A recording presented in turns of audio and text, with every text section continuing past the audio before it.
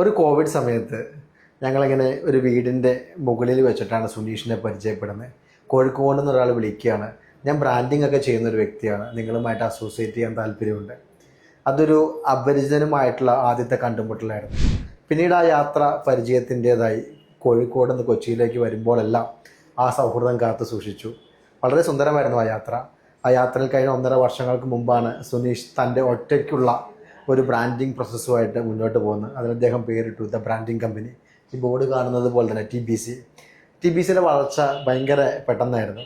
കേരളത്തിൽ വളർന്നു വരുന്ന പല ബ്രാൻഡുകളുടെയും കൂടെ TBCയും സുനീഷും സഞ്ചരിച്ചു. ആ സഞ്ചാരം ഇന്ന് 1.5 വർഷം തികയുമ്പോൾ കൊച്ചിയിലും കോഴിക്കോടൊക്കെ ഓഫീസായി, മീഡിയ കമ്പനിയായി. ഒരു കച്ചവട ബന്ധത്തിനപ്പുറം ഒരു സൗഹൃദ ബന്ധത്തിലേക്ക് ആ യാത്ര വളർന്നു. ഇനിയും ഒരുപാട് ദൂരങ്ങൾ സുനീഷ് യാത്ര ചെയ്യട്ടെ.